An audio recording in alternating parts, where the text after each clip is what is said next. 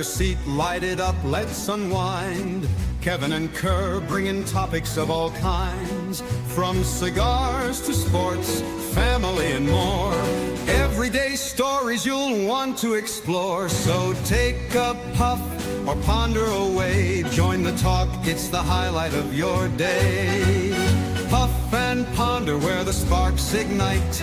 Conversations blazing day or night.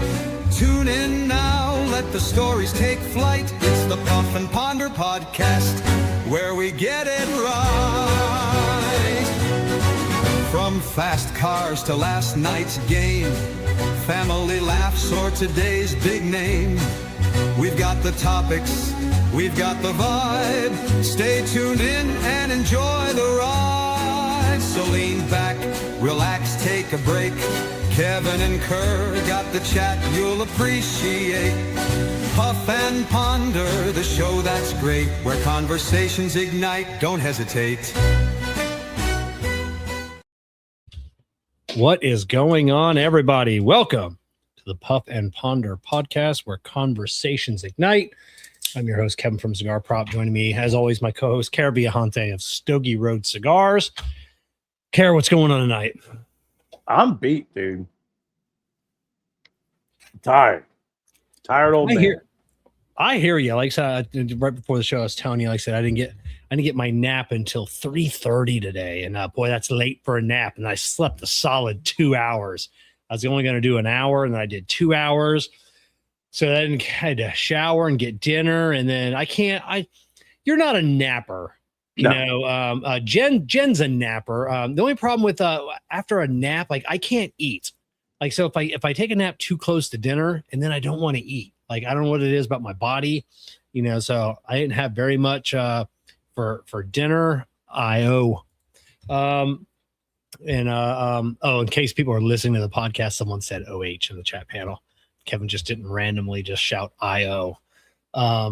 So yeah. So now I know I'm going to be hungry first thing in the morning, and then I fast. So that's a whole thing, and all because of like my evening and my morning is now messed up just because of a late nap. But I regret nothing. That's pretty hard, Kevin. I'm sorry that you went through that. Yeah. I mean, yeah. You know, my heart goes out to you that you had to endure a nap that was later than expected. It lasted longer than expected, and that you're not really able to eat right after said nap. So I can understand how that fucked your day up, dude. I'm sorry, bro. Yeah, I appreciate the sympathies, and it was a late nap because I had a meeting with a guy in Bangladesh. You know, so he needed to, finish his dinner and because he was heading off to bed. And so I needed to chat with him. And it was a first time we had met, because he's building me an app. And or we were in the talks of building one. And first thing, we've been chatting online. He looks at me and goes, "Are you Muslim?" And I go, "I am not." I go, "I'm Irish American, kind of, mainly American." He's like, "Nice beard." So he wouldn't turn his camera on though, so I don't know what he looked like. I bet you if you wanted to hear the biggest laugh in the world, you would have complained to him about your nap situation. Yeah. Oh my Some dude God. in Bangladesh making freaking apps. That probably would have went over real well. Yeah, it's and this app's expensive. I mean, it's $6,000 to build this app, and one thing I did want them, like, why are you charging me so? I mean, it's cheaper to build it there than it is here in the States. It's like $20,000 here in the States. But I'm like, do you really need $6,000? I'm like, I know like $4,000 is like your yearly salary. What kind of, but then, I'm like, I don't want him to half-ass the app for me. So it's sometimes you just gotta let it go. Yeah, like just pay it, and move on with it. So he was the least expensive of the three people I was looking at, but he seemed to be the most qualified. I've been chatting with Ash, my AI agent, for like 4 or 5 days now, trying to launch this. I was trying to do it myself, but building apps are hard, Kerr. They are really, really hard, especially when you don't know what you're doing. I wouldn't even know where to fucking begin. So are you allowed to talk about what this app's going to do? Yeah. So it's a tire size calculator. There's a few on the market, but none of them have all the options that I want this one to have. So basically, when a customer will come in and say, "Hey, I have a 275 50/20s on my Chevy Silverado. I want to go to a 285 45/22. I want to replace the rims. What's the height difference going to be, on that? Because some people want to keep the same height, so they don't throw off their speedometer. Some people, so it's like, okay, so we used to do the math. I used to do the math by pen and paper, which I still can. I'm one of the few people that can actually do the math on looks like a goddamn spreadsheet when you're done. But there are apps that you can plug in this information and it'll tell you all the pertinent info that you need. But there's just a lot of missing details, and I've just been frustrated because I've been using the same one for like 15 years. And there are only a few of them out there. None of them are very good. So what do you think my dad used when he was a mechanic back in the 1960s? So well, I mean, a mechanic. I mean, you wouldn't even a slide rule. There wasn't a lot of math. There didn't have math back then. They didn't have math. I mean, they didn't need. I mean, and as mechanics, we don't need math that much. We probably need math more on today's cars than your dad did. Way back in the day. The math probably back then was pretty straightforward and simple. Yeah, unless you were like if you had to bring out a scope way back in the day and you had to measure waveforms like the old-fashioned way. Then there was a lot of math that you had to do, but those mechanics were few and far between. Like maybe like one dealership in town would have like the waveform guy, that knew how to work all that stuff and could do the math and figure stuff out. So, but yeah, no, there were no apps. Big Tony was not using an app for that's it. So my goal is to develop a kick-ass app in the branding colors of Tires Plus, and then sell the app to said Tires Plus. Even better. Better. It's a win-win. Yeah, I mean, there's so many different options too today versus back then when it comes to rim size, tire. I mean, everything's so fucking customized. I can't imagine. Yeah. And like my dad at some point stopped working on cars outside of doing his own oil change because like it's a computer. And he goes, we had computers back in the day, but it was just, not like what it is now. Yeah, basic computers that that basically just controlled the spark. Mm-hmm. That was really it. Your ignition didn't go through a computer. It went, a coil, from your key to a coil to a relay to the starter. That was it. If you had some kind of fuel injection, you had some kind of basic computer, to do that work, and that was about it. So we'll see. Hopefully at the very least, I'm going to present it to my company and have them push it out to all of our stores and see if I can get a majority of our company to download the app, because it's free, so just download it. And I'm like, hey, I designed this for the company. It's free to use.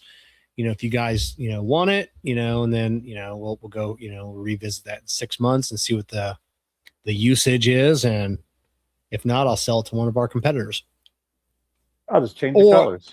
We're leaving part of it open on the for future and just start advertising, Tire Rack or, whoever, wants to sell, ad space on it. Nice. Very good. When do you expect this to be completed? I think he said 60 days, so 2-month timeline, break it down into 3 segments, so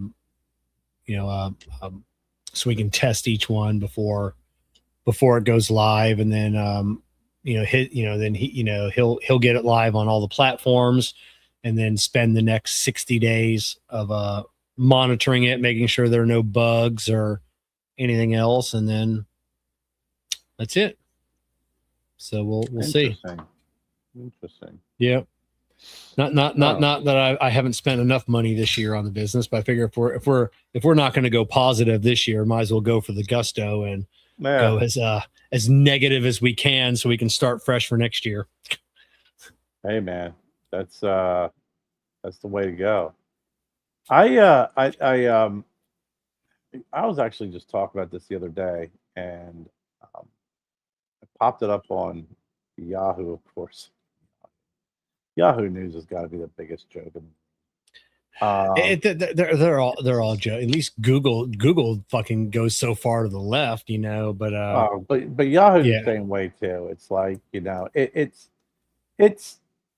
you can tell when it's a slow freaking news day. It's like, Trump combs hair opposite way on purpose to piss people off. You're like, what? But I didn't realize, like, do you remember that lady who went missing a while back? The mother of like the Today Show host? Oh yes, Samantha Guthrie. So we were just talking about the other day. I said, well, that kind of quickly left. She's still going. Yeah. Come to find out, some of those ransom notes were fake. I don't know if people were, that was the last thing I had heard. Like, people were sending her fake ransom notes. So they're 100% convinced that she's dead. With that, there's almost zero chance of her being alive. Right. But yeah, I was blown away, because I was like, what in God's name? Like, what happened to her? And then next thing I know, it's like, oh, well, here I am reading about it. And I was like, oh shit. I for some reason I thought they found her, but I mean, they had the guy with the freaking at the door, and they were looking at a partial tattoo on his hand, and then and all that. I was watching something on that, and because they didn't want to because of whatever their stance against the FBI and everything else, they did not want to get the FBI involved, which this is like a local case. Because the FBI is not getting involved in every kidnapping, but with a celebrity's mom like that, the FBI, will come in cases like that. But they refused FBI help to begin with, and then it ended up being days or like a week later before they got the camera footage from the other ring cameras in the area. Yeah, which the FBI says, that's hour one, stuff we should have gotten this, we should have gotten this. We possibly could have gotten ahead of the case. Not saying they would have, but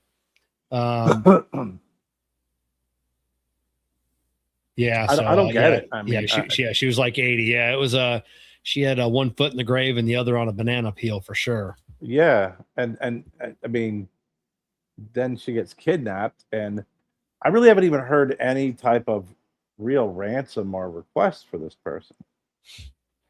Yeah, it almost makes you think that they fucked up.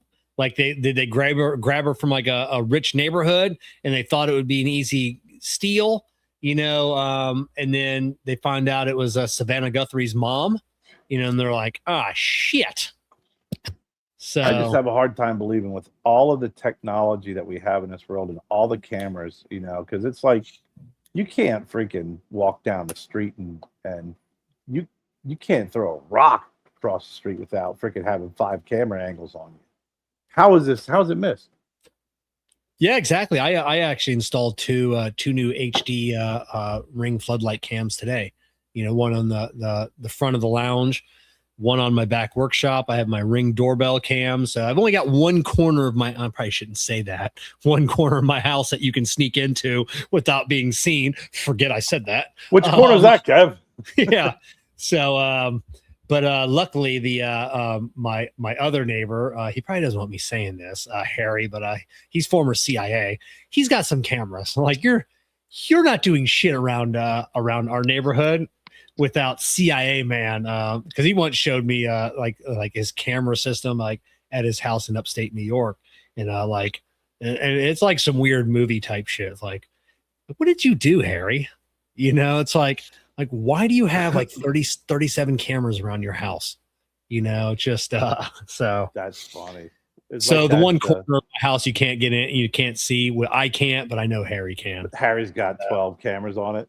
Yeah, Harry's got this locked down. So that reminds me of the we watched that show. It was only one season. It was, I think it was called Bad Neighbors or something. It was the show where there was a lot of them were in Florida, just saying. But it was this dispute between two neighbors. They give you this whole storyline behind it. And the one was this lady and this guy who was a Vietnam vet. The guy who was a Vietnam vet was just like, it was funny listening to him talk, but he had like cameras and like, wind chimes and shit. Like, like you ever see those like glass, like freaking bird feeders and stuff? Like he had fucking cameras everywhere. And he's just like, she comes over here, I can just throw acid in her face. Like he was, and you're like, oh my God. But I gotta get the name of the show. It's actually very entertaining. But when you were talking about Harry's CIA cameras, I was thinking about him, and I was like, son of a bitch, because she was always pointing out. She's like, look, he's always looking at me. Look there, look at the bird feeder, look at the wind chime, and he's like, he's got fucking cameras everywhere. Yeah, I mean, you do have a reasonable expectation of privacy on your own property. So there have been cases where people, have sued to get, cameras taken down in people's yards, but at the end of the day, only a reasonable expectation of privacy. Not full. So, well, I mean, if your camera's on your property pointing out, I mean, yeah. I mean, shit, picks up what it picks up, but I'm not pointing it at your property, so no, I mean, it's not like, it's pointing in that direction. Exactly. You got to cover all angles. It's not like, hey, I have a camera pointed at your freaking, kitchen window. Yeah. Or your area that is unsecure. But yeah, I was, when you were saying that, I had a good laugh about that, because that show was fucking crazy, man. Like neighbors getting arrested in violent fights over like 13 inches of grass, of strip of property between them. Oh yeah. And it's like real crazy. And then there was a guy out like in Colorado where he bought like a property. There's like a general road going in that went through his property, and he just was a dick and he put a freaking gate up. Oh yeah, I've seen like 4 or 5 videos like that. It was like it's always been like a cut through, and then they're like, what the hell are you doing? It's like, it's my property. I saw one where like it was a huge delivery truck, and it was like over like a little bridge that he had built. It wasn't very long, but he cracked a bunch of the boards, and then tried to get the delivery company to pay for it, and they're like, it's a public road, piss off. And he's like, oh, is it now? Is it? So same thing, put a big old log chain on padlocks against 2 poles he set in the ground, and then nobody, like the workaround was like, 15 minutes, 20 minutes. So he's like, yeah, nobody can get through now. Yeah. You can all go to hell. Yeah, the guy was like, everybody used this road. He's like, yeah, why on the property? And I think he got pissed because they were like grazing on his land and all sorts of shit. But the show was pretty comical. But the one was like literally these 2 ladies living next to each other. It was a horrible, like you couldn't think up the fucking deficiencies in these people to be able to make an episode like this, and it was real life. It was like the mother was like an ex hooker, drug addict. Her son's a drug, and then the freaking next door neighbor, used to pay the son for drugs. But long story short, he has 13 inches of property, and the lady like planted these freaking little, I don't know what kind of bushes they were, and the other lady was ripping them out and throwing them. Oh yeah, the property line disputes. Like, shit. I see those on there where the old people are ripping out, bushes and stuff like that. And I would just burn my neighbor's house down. You know, it was, I know the one, there was one I watched, it was out in Arizona, and they had put an addition on the house, like a huge, like garage, like 2 or 3 car garage. And it went over the property line. Oh. And there was a big dispute. And then they're like, you know what? You know, that garage you built, you know, I want my property back. So they went to the city, and the city made them tear it down. You know, like this hundreds of thousands. I mean, it was a beautiful homes. And like, yeah, that's what you get. You want to be a dick neighbor?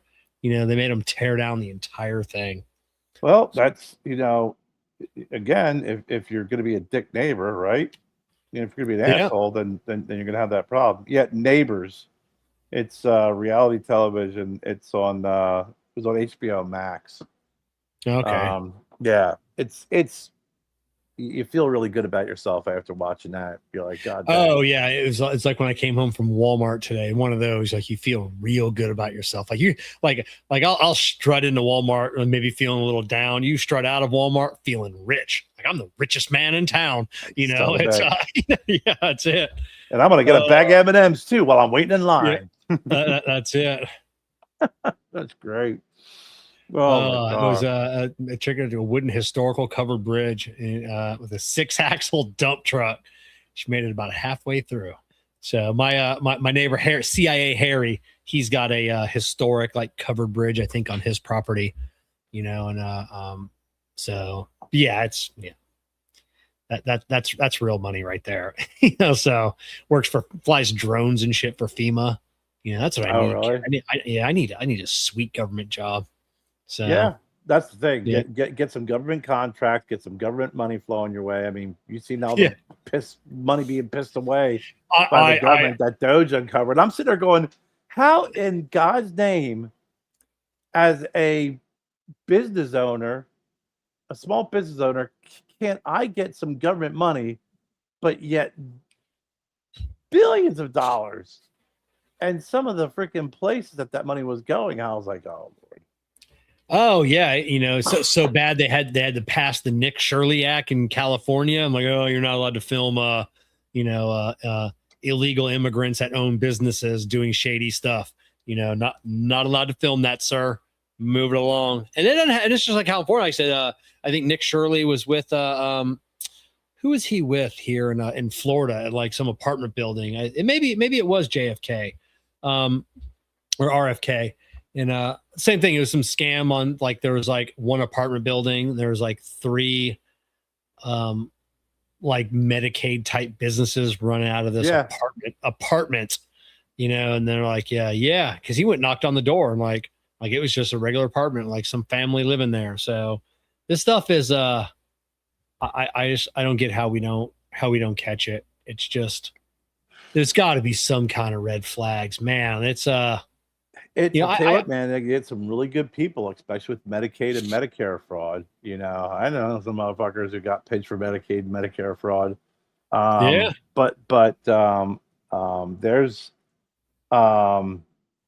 some companies that, you know, do such a really, I can't remember what Jennifer and I were watching a TV series, and got 2 guys were doing it, and it was just like this, and it was kind of, I remember reading about somebody who got pinched, and it was like the way they were doing it was kind of the same way, but they were a fake home healthcare company. So they were like charging for oxygen and stuff like that, and they were making millions, you know, from the government. That's why under the radar. Yeah, you know, these companies, like that one lady out in Arizona, she got 10 years in prison. She's older. She was like 70 or something. And this just got announced, I think, yesterday or so. She got pinched for stealing like $30 million from whatever fund. And it's just like, listen, like I said, I'll do it for a couple of years, you know, maybe hoard away 10 million and then move to Costa Rica, you know, get out by time and shut it all down and walk away. You only need $10 million to shut it down and move to Costa Rica, you know? Yeah, just you know, and then just bounce. You know you're going to get caught eventually, and you're going to go to prison. you are. So get your money, you know, and then, you know, and then get out. these companies, this guy was small company. I mean, you're talking about big home healthcare companies that bring in lots and lots of money. You got some real big companies out there, um, or specialty pharma companies that, like I said, you get specialty drugs, you get specialty, you can get wheelchairs and walkers and all that stuff. That's all covered under Medicare and Medicaid. And you get a smaller guy, and they just pull in several $100,000 like that over a period of time. They build up millions of dollars, and they fly under the radar because they're not, the big home healthcare companies. They're not Gentiva. They're not some of these big companies, or some of these bigger, durable medical equipment companies that freaking have big contracts that are national. You're just local. You're just like, yeah, I got a little local company. Yeah, we got, we probably ship out about a dozen oxygen tanks a week, maybe a couple wheelchairs and some walkers, and none of it's going anywhere. You open up the back door, it's an empty warehouse. Yeah. You got doctors who will I've known quite a few, man. They get pinched freaking, they overbill, they overcharge and that's where the government gets really, really picky about that. They'll take a look and see, what you're billing for. And a lot of them will just throw on a couple extra procedures on there, make some extra money. Fucking some motherfuckers will go out there. They'll just start billing. They'll send claims in for dead people, and they get pinched, and they wonder why. And then guess what happens? You and I, we pay for it. Yeah. Our premiums go up because you got these crooked doctors going out there doing it. You got these crooked companies out there doing it. And it costs money, and they got to make up for somewhere. So that money then insurance then goes up for physicians as well, because when they get pinched, then they try and lean into their insurance. So insurance goes up with physicians, but more importantly, and the worst thing, it's like auto insurance, right? You could be perfect, awesome driver, great. Your rates go up. Well, I live in South Carolina. There's like a ton of uninsured freaking people down here, and tons of accidents and stuff. And it's like your insurance rates went up just because of not because of you, but because of everybody else on that this company had to pay out for. Yeah, and then the people that get in an accident, the insurance companies, take like workers' comp, which I've had to deal with, because of so many shady people out there that they look at everybody as shady, so the people that need, what the coverage is there for, it just that they don't want to pay out. I've had to deal with that with workers' comp, Allstate insurance. Like I said, I had to go on Twitter and start tweeting at Allstate, and then on Instagram, before Allstate stepped up and paid me like the $6,000, for my automobile accident that they owed me by law. Like it was in my policy. It was the law. They have to pay you this. Like it's there, right? And they didn't want to pay. It's like, well, I don't care if you don't want to pay. Like it's a law. It's the reason why I got my insurance policy that's written in the insurance policy that you hold. Yeah, exactly. But yeah, another sad case where I had to hop on social media, and blast the company to get something done. But yeah, but all these companies, it's for all the, at least here in Florida, I think it's in a lot of states, if you don't have car insurance, they take away your driver's license, they suspend it, but then that doesn't stop some people from driving. Oh God, no, please. That's it. I've had friends get in an accident. People didn't have a license, didn't have insurance. And it's just like, what the hell? That's why, I've got to have uninsured motorist. I've got to have extra coverage, just in case. Yeah, my insurance is due on tomorrow or Wednesday.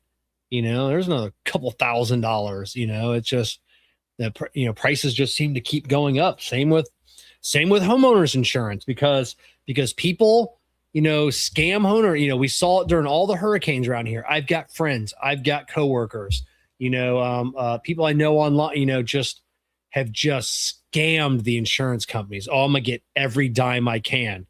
I'm going to say that this was bad. I'm going to say this was bad. And then they wonder why, like, some of those people got their policies canceled, and then they go and look, for new policies, like a friend of mine, I think he was paying like about the same as me, about $6,000 a year. And then the insurance company, after it took like a year and a half, after they paid all the claims and everything was settled, they said, you are no longer covered. When his policy expired, and then he started shopping around, and it was like 10 G's, and I'm like, oh, how much money did you actually make on half them bogus claims? So you didn't make anything. You want to hear something fucked up? And I was texting. I mean, I was listening to you, but I wanted to get Jen's permission. Years ago, Jen and I, we were only a couple of years into our relationship, and she got her insurance. She's got insurance claim and stuff in the mail, and was looking at it, and we're sitting there, and I picked up, and I'm like, dude, what the fuck is this? So as I started looking through, and we started looking through her insurance, there was charges to her insurance company, and they were paying out for a prescription for this freaking cream, which was a combination of steroid and lidocaine and something else, right? And we're like, what the fuck? So Jen called her insurance company, and they were like, so this isn't you? She's like, no, it was through the insurance, like with Joseph, that it was on. He was going through treatment. So we started freaking digging in deeper. Found out that one of her coworkers snuck her fucking insurance card, photocopied it, and $75,000 in claims. Then, when she blew the whistle, they found that there were over 50 people and patients they did that to. Wow.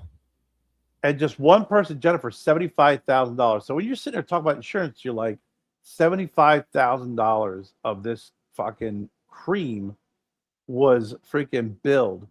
Now, I could only imagine what happened on the back end, and if you're getting the cream, you're charging. That means you're getting the cream. You're not paying for it. It's being charged the insurance company. So now you're selling it freaking retail, and making fucking a shit ton of money on it. Yeah, my first wife, Mary, she's a CNA, but she worked at the same hospital. Like all hospitals, they change hands multiple times. If you're there long enough, she was there for 25 years. But it was a Bon Secours, part of the health system for a while. And they had a deal. If you found any fraud or misbilling or anything, and this was all employees, you were entitled to 50% of the of whatever the fraud was. Really? So if they overbilled you by like $5,000 and it was really fraud, they gave you $2,500. And it was an incentive to, for people to keep track of what's being billed. Doctors that that weren't there but get as a consult on the bill. So I thought that was a pretty cool. Made us go over all of our bills all the time. Oh yeah, 100%. Yeah. Make sure that there was zero fraud. I'll tell you what, man. I remember when we found this, and I was looking through it, and I was asking Jen questions. At first, I thought she was involved in it, because I was dating for a couple of years, and I was like, dude, what kind of shady shit are you in? And it didn't. I mean, it was not a long drawn out process of me thinking that she was involved with it. As we started talking through it, we figured out what had happened, and motherfucker just took her card, took me a photocopy of it. Wow, was there a whole big investigation and scandal? And yeah, I bet. Well, you got to figure, man, when you got one employee and $75,000, and you find out that there's been over 50 people, including patients, you get into a whole new freaking can of worms from there, brother. Man. It's bad enough that you're doing it to employees, but when you're utilizing and accessing the hospital's database, to get Yeah. patient information and then do it that way, that is not good at all, man.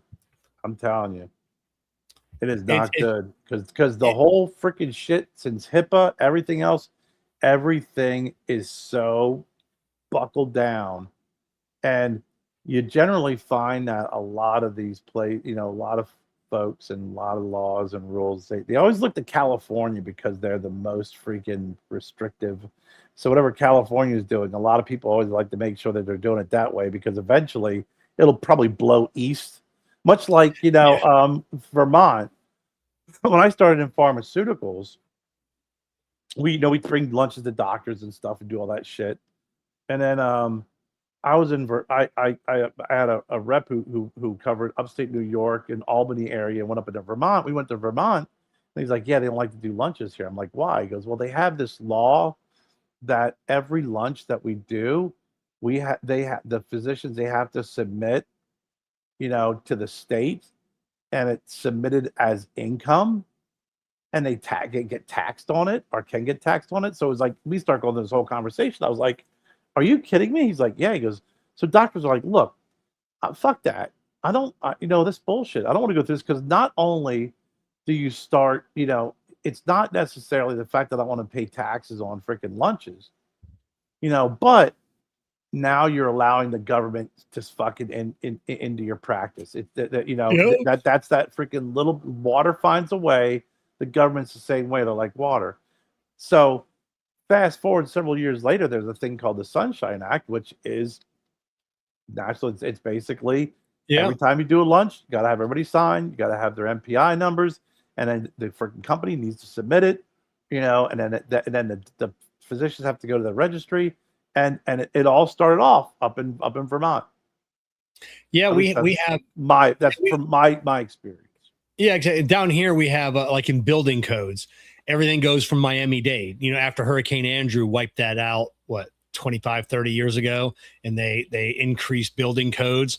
And now it's just like, hey, if we meet Miami-Dade, we're good. We're good. Yeah.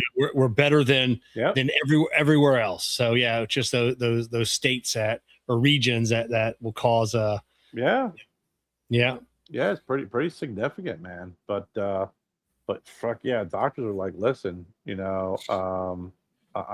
am not, I am not freaking doing any lunches at all or in services up here because I don't want the government poking around in my business.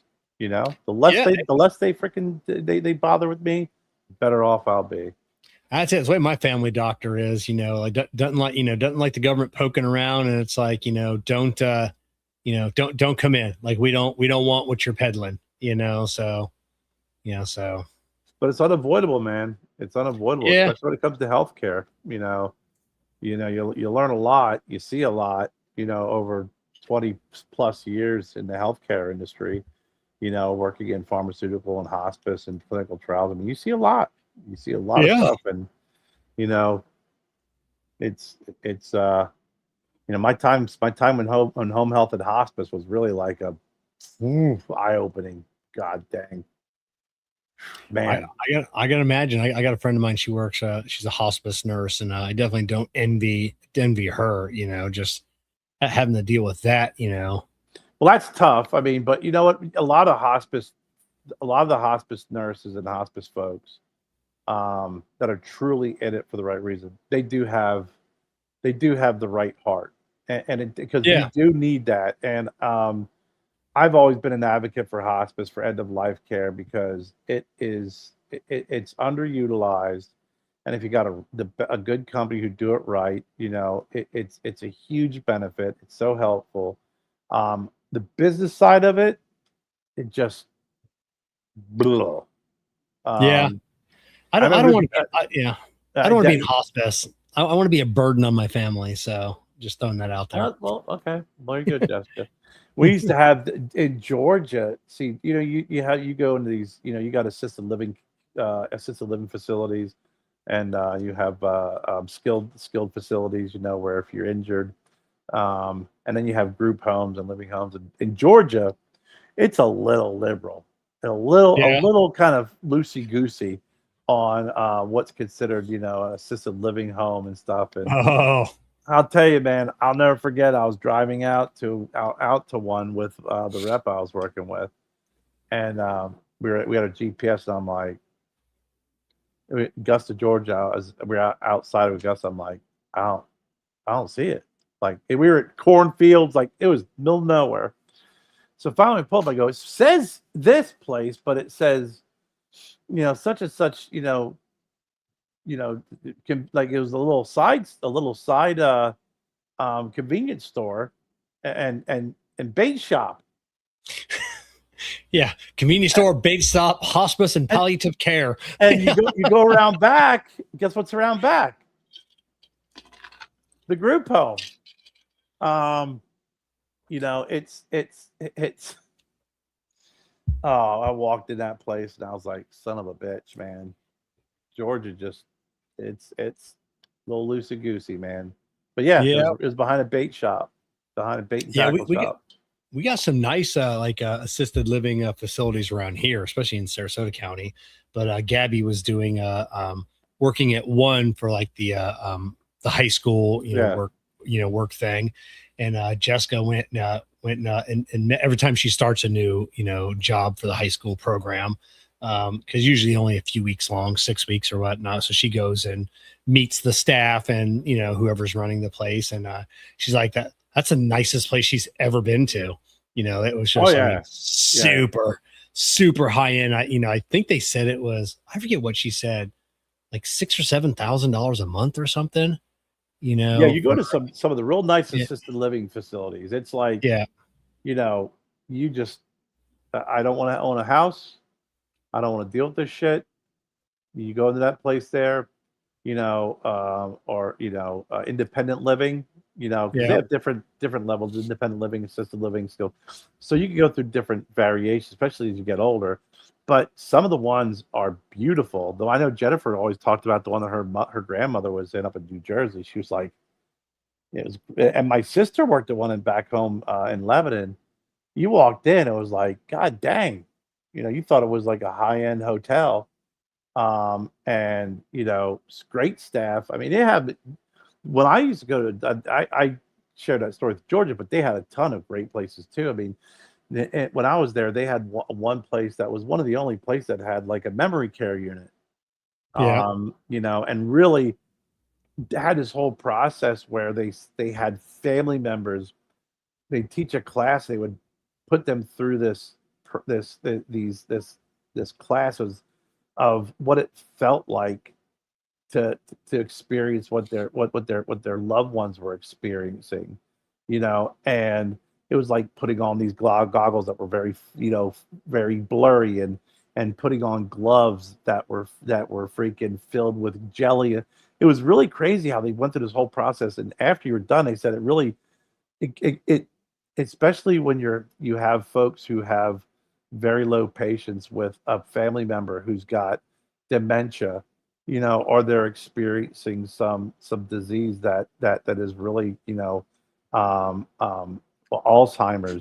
Alzheimer's just doesn't affect the brain; it does affect the body too.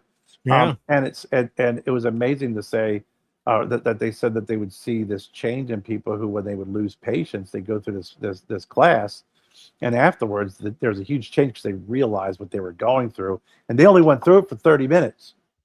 Yeah. Imagine being your parent. They put these earmuffs on you, they put these goggles on it, they put these gloves on you, do this stuff, and then someone will start yelling at you, and then you're getting frustrated because you can't hear them really well and you can't see really well, and you're like, well, that's what your parents are going through, you freaking insensitive prick. Yeah, I don't think that's how they closed it out, but Yeah, kind of like when they do the pregnancy belly on the men and let the men, see what it's like to experience, pregnancy with the weight and everything else, and all the pregnancy, the electrodes, the stem machines. Yeah, they connect those on there when you're having contractions. Yeah. Dementia and Parkinson's and Alzheimer's.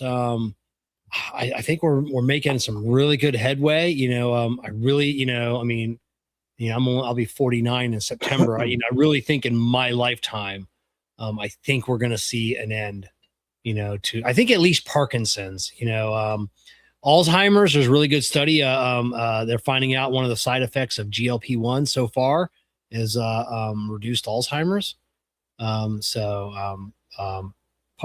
Dementia though, that's a tough one. That's some hard wiring. Yeah, it is. Especially you get dementias. Dementia could be a symptom or sign of and be comorbid with something else. It's just not a standalone. You have some people who have a psychotic break and then develop dementia and then kind of come out of it. But they fucking don't have that freaking memory of what happened during that period of time. ALS is the one that really is tough.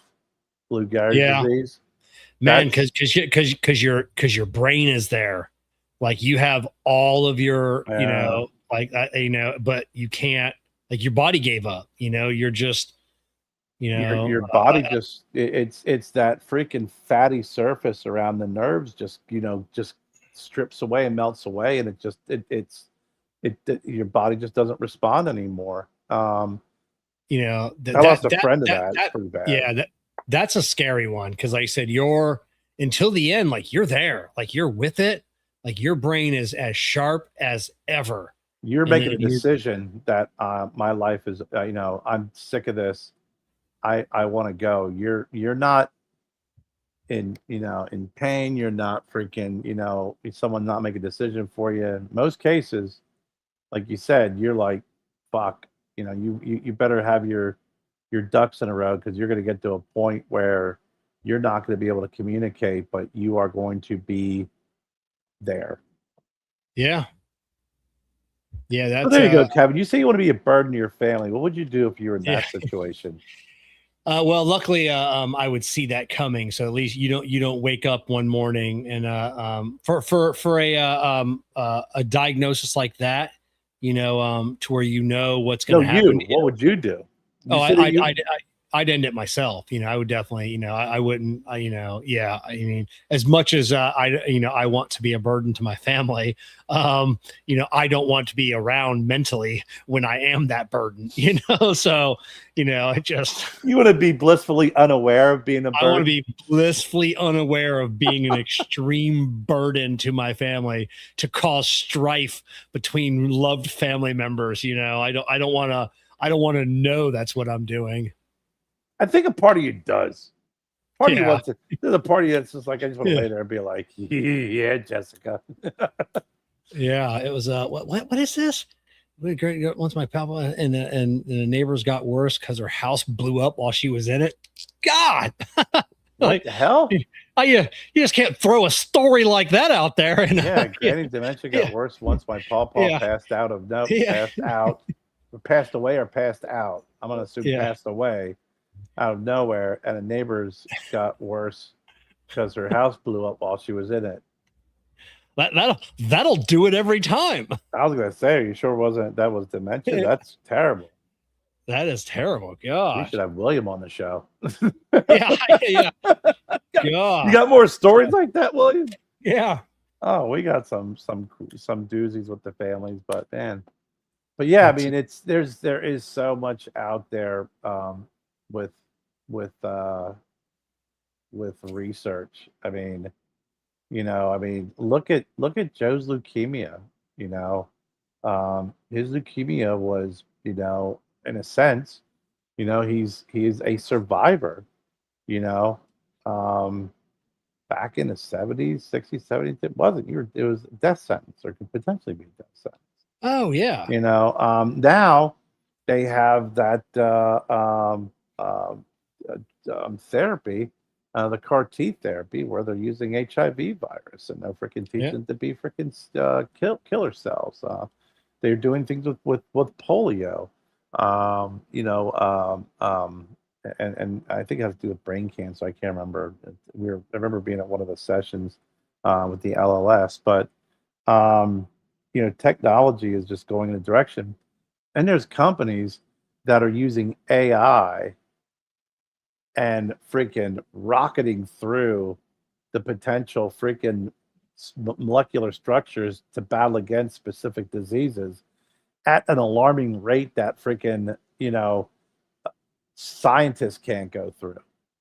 So you figure you program AI, you're like, okay, here's the freaking, here, you give them all, you download everything about a disease state and freaking let them have at it. And it'll freaking probably produce several different potential freaking molecular structures that, you can probably go test. Yeah, it's talking about AI. Like I said, Ash helped me build this app. He built the whole engine, that runs this app, and like it took probably a full minute, for him to generate. Yeah, I read that. The shock of our house blowing up, gas leak in the trailer park. That so many more questions, William. So many more questions. So keep peeling back the onion. Yeah. But yeah, built this entire engine that is the heart of this app, in a minute. What I don't know how long it would have taken this guy to code this for me and what that extra fee would have been, but it's like, oh, you have the engine already. It's but AI, you just read about the stuff that, AI discovering new math, and, you got the Microsoft, whatever that quantum computer is. That's the mysterious quantum computer that can answer a question in 5 minutes that it would take someone 800 years to freaking answer. I think it was the one question it answered in like 5 minutes would have taken all of the world's computers longer than the history of the universe has been around to compute, and it did it in, I don't believe that. I don't know. But I do believe that, when but how would you know? How would you know what the right answer was? Yeah, exactly. How do you know? I guess math. Math's always right. But what was funny about that is they don't understand how it was able to do that. Like I said, they don't know. Like they don't know how it was able to, which boggles my mind that they built something that they don't know how, because they don't know if it's actually, going into, multiple universes and pulling and then doing quantum computing in multiple universes. They really don't know. I don't, that boggles my mind right there. Like you built it, you have to put in some kind of code. I don't know how quantum computers work at that scale, but they said they don't know how it figured it out. No. It just did. Because either, because I know they say a bit can either be a 1 or a 0, but, in a quantum computer, it's both at the same time, and so it's. I don't understand that, but I understand how do you know the answer is right? Yeah. I mean, it didn't come back with 42, so I guess it's right, exactly. Yeah. That's well, I'm just kind of curious. I mean, I think I get that the quantum computer probably answered a question that was pretty complicated, et cetera, but first of all, who wrote the question? Like, what question was it, or what equation was it? And how would they know that it would take all the computers in the world for the history of the universe that much time for it to answer it? I don't know. I mean, I don't know if it, I could see if you knew how, if you could count the number of equations that the quantum computer calculated, like if you're doing ChatGPT, you can, if you see like the code on the back end, you can figure out how it's getting all of that information and where it's pulling it from and all of its thought process.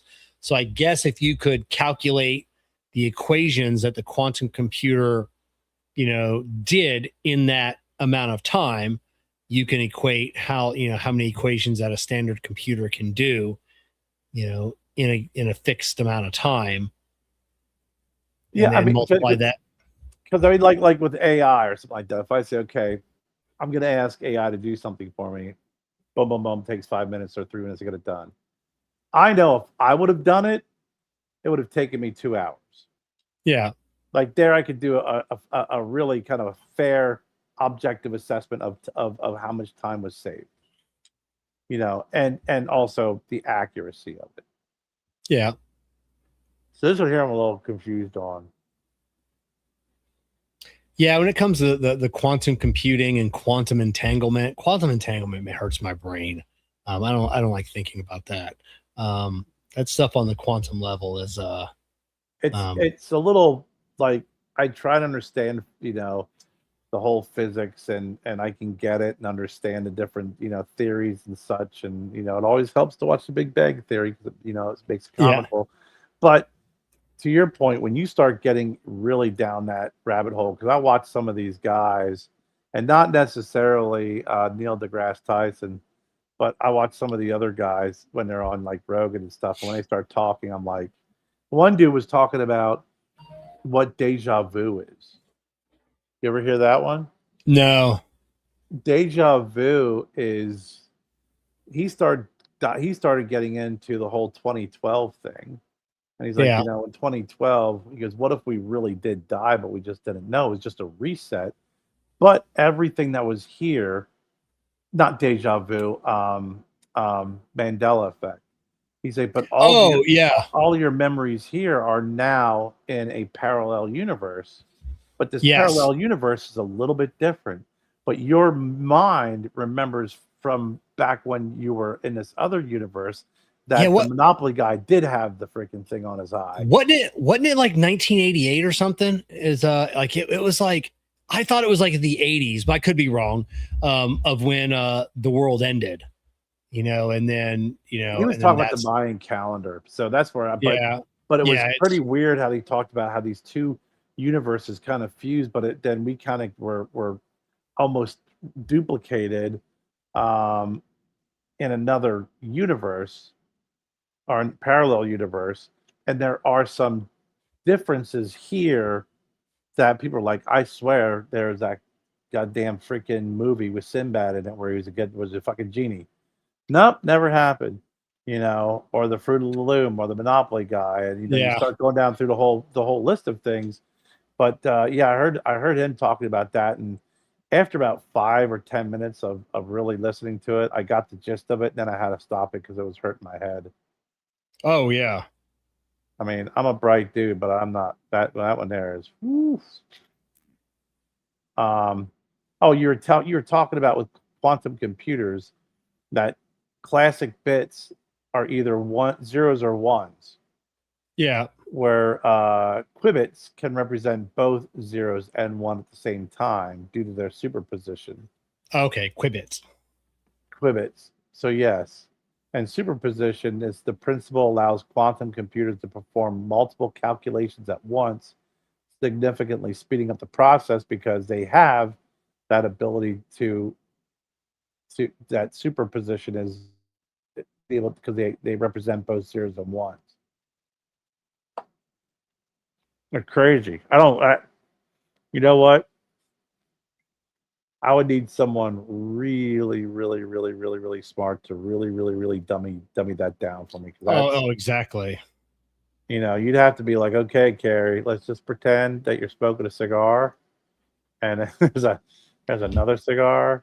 It's just it's both a Maduro and a Connecticut at the same time. Yeah. Sorry, I had to text. John Huber sent me a question, so I had to get back with him.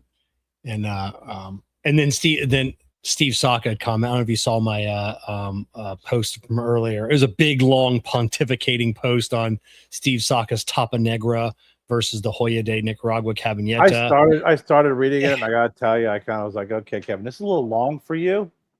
But. Yeah. So it was it started off with wire nuts or Wago connectors, and then it pontificated into the two cigars. Steve Saka chimes in. Wire nuts, in my opinion, provide better and more secure connections. That was it. Never addressed the cigars or anything else. Classic Saka. But that's pretty funny. So that's hilarious, man. Yeah, I just I don't get any of the stuff on the and I watch like science stuff. 90% of the stuff I watch online and on TV is all science stuff. I like the people that Rogan has on there, because how do they just tell it like it is? As much as I used to like Neil deGrasse Tyson and who's his buddy there, the science guy, Bill Nye. Bill Nye. But Bill Nye has gone so far to the left that I can't. I can't even listen to Bill Nye anymore. It's science. There's facts and then there's opinions. It's science. I want to hear the facts. I don't want to hear your opinion on whether Neil deGrasse Tyson, whether it's a fact, Neil. Women should not, or men should not be in women's sports. That it shouldn't be an opinion. There shouldn't be anything else. Yeah, he's starting to lean so far left, and then his whole flip flop on the aliens things. That's the only thing that's lost me with Neil deGrasse Tyson is the whole aliens thing. Because he just came out and he's on the tour again because he's got a new book, and people are like, "Oh, why have you changed your opinion?" Because he wanted to sell a book. Yeah. He saw that there was money into saying aliens are real. So now I'm going to say aliens are real. After they start releasing all these different videos and all these people, these whistleblowers are coming out, whether they're disinformation or not, the videos that are being released, there's some pretty compelling freaking videos. They just are.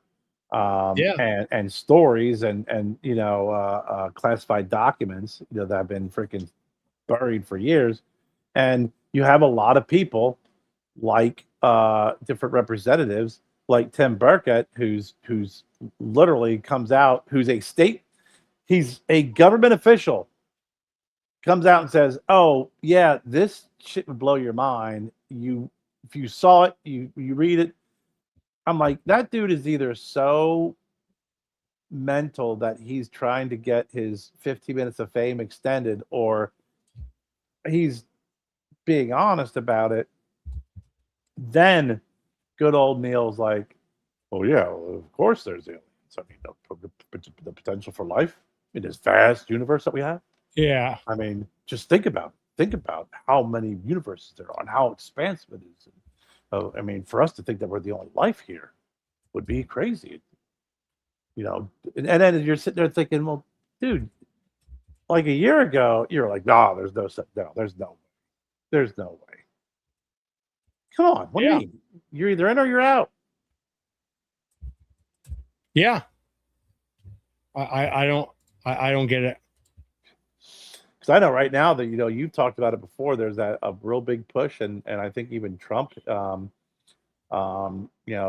pushing to have these guys who have these disclosure or these non-disclosure agreements to freaking lift them, so we can get some truth. I think the longer this Iran thing goes on, the better chance that we're going to have, because we need a distraction, and we don't have one queued up yet. There's really nothing going on in the news cycle that's going to take us away. This whole, which we're really going to start to escalate in the next few days. Iran hit Saudi Arabia, the largest refinery on the planet, 5.6 million barrels per day. And they just hit that and did significant damage. How anybody hasn't taken out Iran's Karg Island yet, where they do all their refinery. But, and then the Ukraine just hit Russia's big plant. They're, in the top 5 of oil refineries. We're taking a lot of gas off the table here. And it's we need a distraction. And the only thing that's going to distract us is aliens. Yeah, every once in a while you'll see someone ask about the Epstein files. Oh yeah. Chime in with it. I don't know, man. Those are the files that make me wonder. There's either nothing there, or there's a lot of there that has too many people involved that they're just gonna try and freaking. It was great when everybody's like, "We got to release them. We're gonna release them," and then when you open up, you're like, "Oh shit." Look at MGT. She said that she was personally told by Trump that that they are not going to release, no matter what Congress says. It's a law. They're not going to release those last 3 million documents because it will hurt my friends. So what that means specifically, I don't know.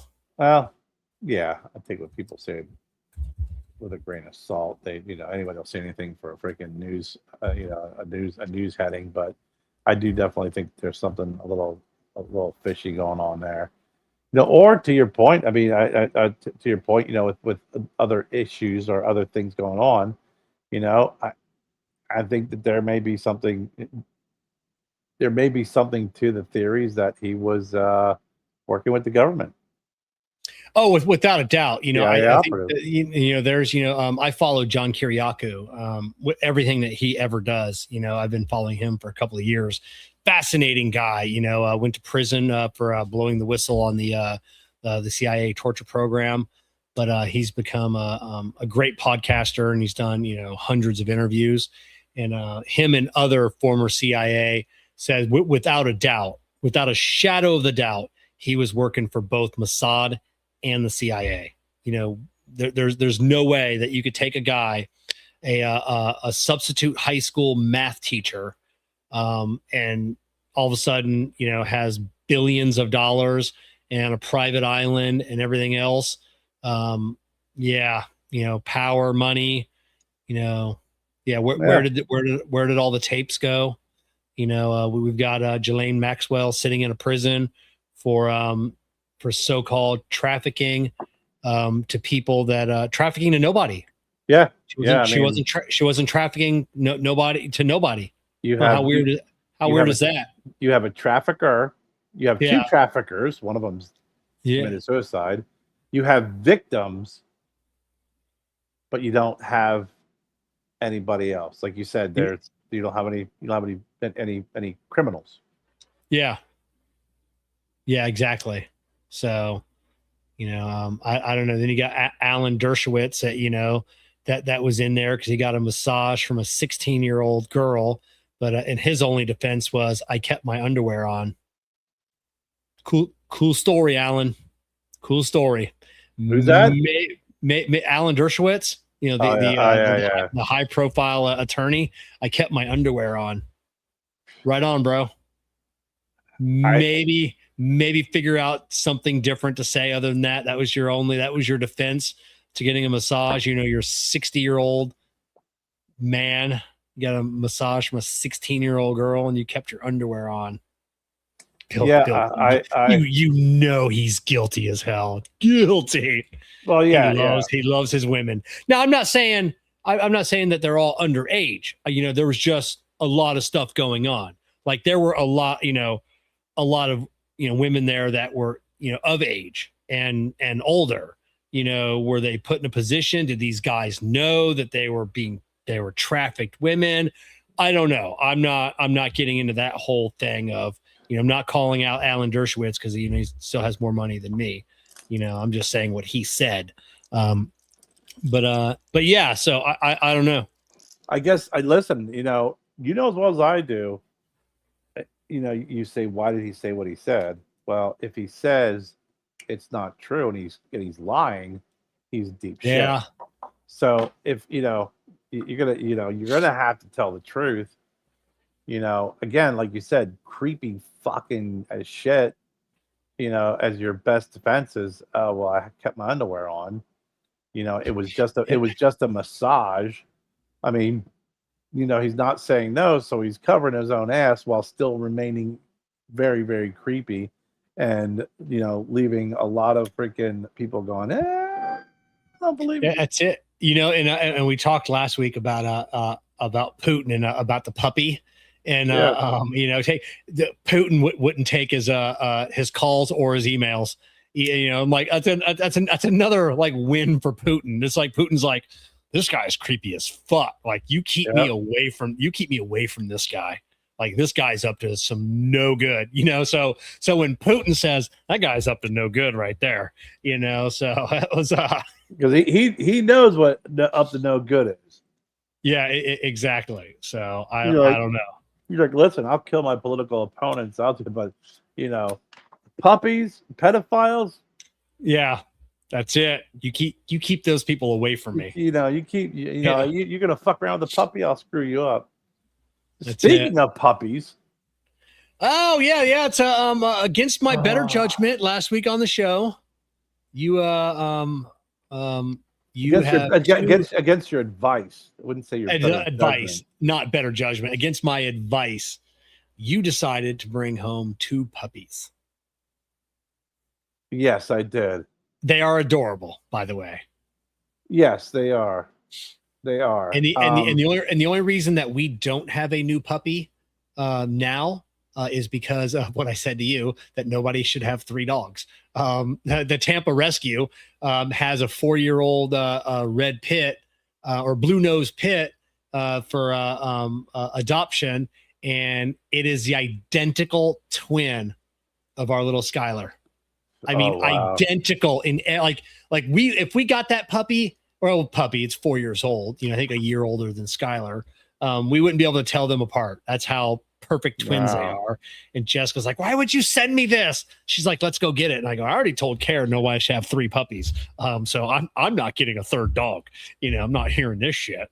So and I told you, and I said, I personally, I don't I don't look for sympathy at all, because I agreed to the puppies. yeah. It wasn't like Jennifer said we're getting these puppies and brought them home one day. Yes, this one here. This is our new addition. Come here, buddies. This one here is Wormwood. We call him Wormy. We call him Woody. And when he acts like a jerk, I call him and he's destructive, I call him Whitey Bulger. Yeah. Oh, there we go. Whitey Bulger. That's a good one. He was chewing up my carpet today here in the lounge and eating dirt out of Jennifer's thing. So he's a cutie. And so this one here is Whitey, or whatever we want to call him. And then this one here. You can't say what his nickname is. Not on the show. Shush. No. Idiot. Yeah. This one here is Creasy Bear, who's named after my favorite movie figure, John Creasy in Man on Fire. He's also named Camino, and every once in a while his name's Shithead. But he is the troublemaker. Kind of hard to see because he's very, very dark. But yeah, these are our 2 new additions. So these dogs are when did they find these dogs? How long ago was it? 7 weeks old, so maybe 3-4 weeks ago. So about a month ago, a little over a month ago, Jennifer's dad called us and said his neighbors were walking were hiking in Pickens, and they were going up because there's a lot of really cool waterfalls up there. And as they were hiking up through the woods, they saw a cage, and in the cage were these 2 guys locked in the cage, left for dead.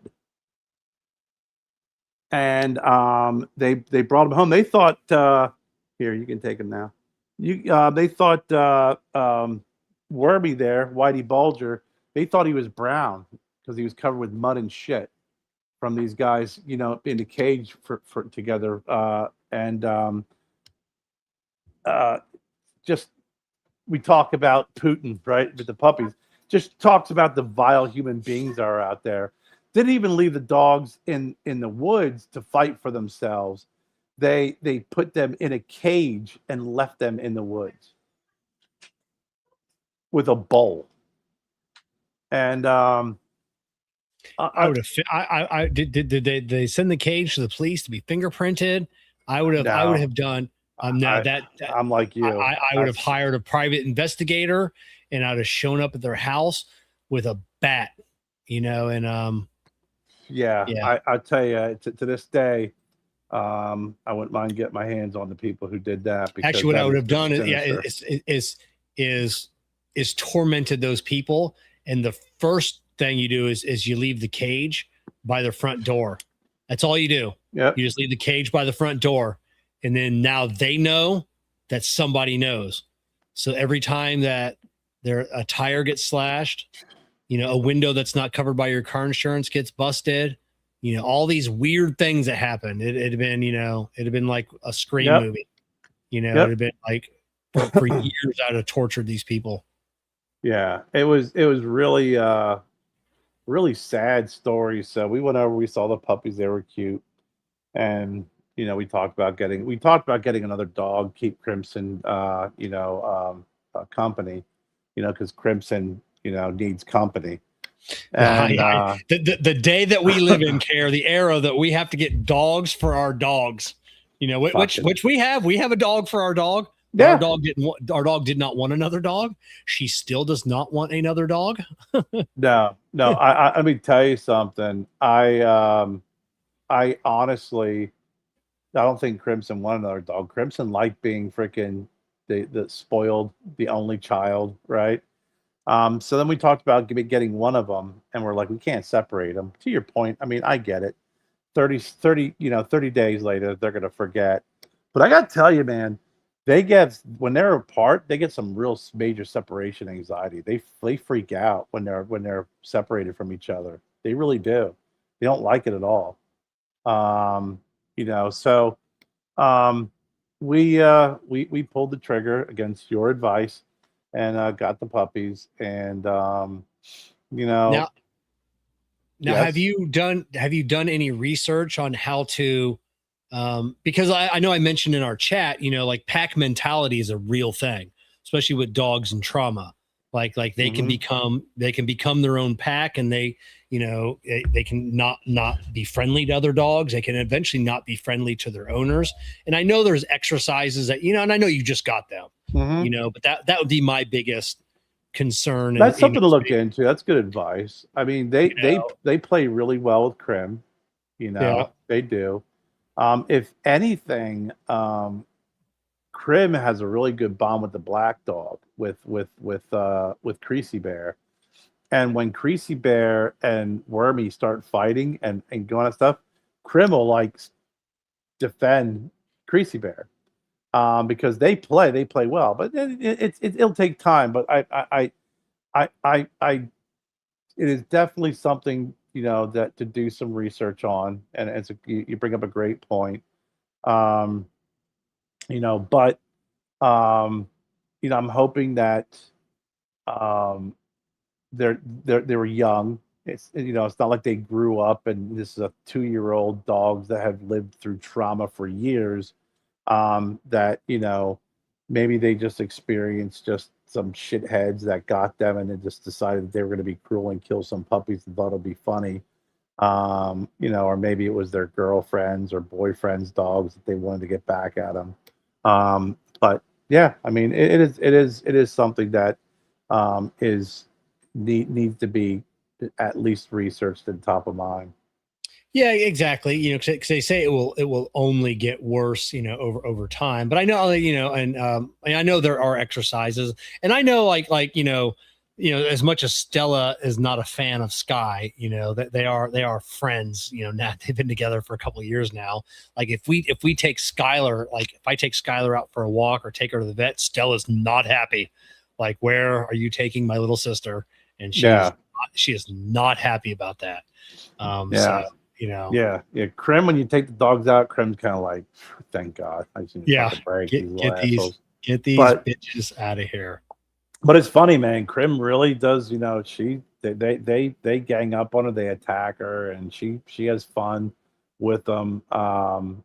She's gets a little snippy with Wormy, the black and white one. But yeah, we decided to rescue him and take him in. The people who found him, they have a Great Dane, and they were like, they play well with the Great Dane, so they're used to being around other dogs, and they're getting lots of love here. So Paolo asked a very long question here, Kev. I saw that. Hi, Kevin and Kerr. First of all, congratulations on the podcast. Thank you. I really enjoyed the discussion, the topics you bring to the cigar community. Thank you for sharing your knowledge and experience. I have a question for you. As experienced cigar smokers, do you generally prefer handmade cigars over machine-made cigars? What factors influence your preference the most? Looking forward to hearing your thoughts. Thank you. If it's a full-size, like a standard cigar, I prefer a hand-rolled cigar. I think I can speak for Kerr on that as well. When it comes to machine-made cigars, I do. I like like some of the smaller cigarillos. Generally the industry is moving towards hand making the cigarillos, but some companies still we'll do a machine made, a small cigar, which I don't mind. JC Newman makes the Quorum, which is a machine made cigar. I haven't smoked one yet this year. I have smoked one or two in the past. It's an inexpensive cigar. I understand why like the old guys, there's used to be one old guy at the lounge.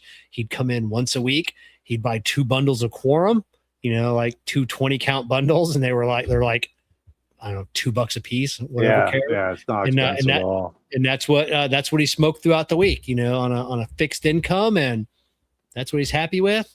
There's nothing wrong with that. But no. I mean, I remember when Duncan worked at Tobacco Plus, right on the highway. They used to get a lot of truck drivers. Truck drivers come in, they grab their freaking Quorum. They're on the road.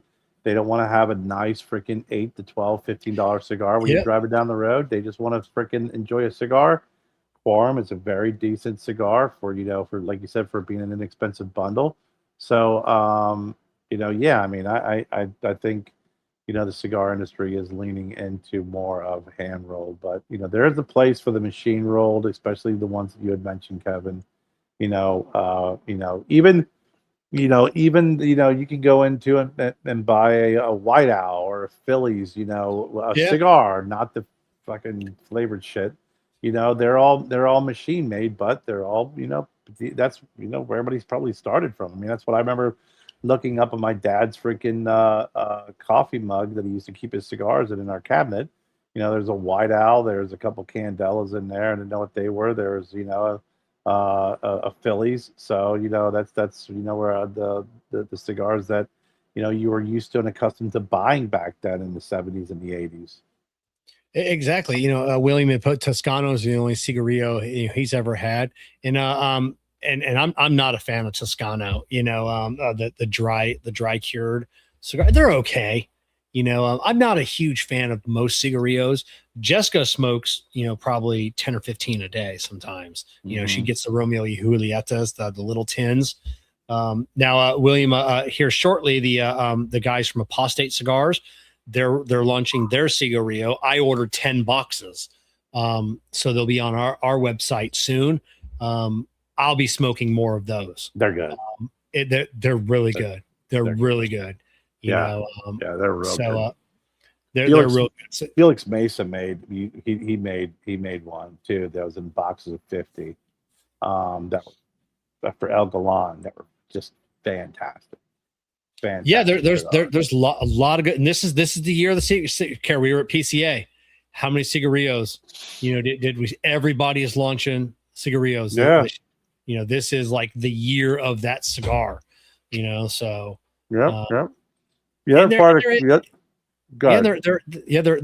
inexpensive. I think I'm gonna sell them. I don't know, like $2 a piece or something. I mean, it's they're super inexpensive. No. So. That's what I smoke too. But like when we were at PCA, and when you're walking around and you don't want to have a big cigar like that, when you want something that's going to last for about 15 minutes, or you can, can hold on to when we're doing interviews and doing camera work. They're perfect, and their flavor profile. I mean, they're definitely flavor bombs. Oh yeah, and William, what we do have on the website right now is one of my other favorite is the Amazon Basin, the CAO Amazon Basin. They have a cigarillo, which actually, thinking about it, Kerr, I think I got 2 boxes of the Basins I never put online. The full size ones. Oh, the full size ones. I think they're in the corner of my humidor. I never put online. You know what else I never put online? Which they've been sitting in my humidor since the beginning of the year. Remember last year at PCA we saw those Buffalo Trace, the big. Yeah. I think I have 5 or 6 of them. Really? Never put them on the website. No shit. Been sitting in my humidor since the beginning of the year, or at the end of last year. No kidding. Completely forgot about those. Oh my god. But yeah, the little Amazon Basin cigarillos are really good. Jessica's bought a couple packs.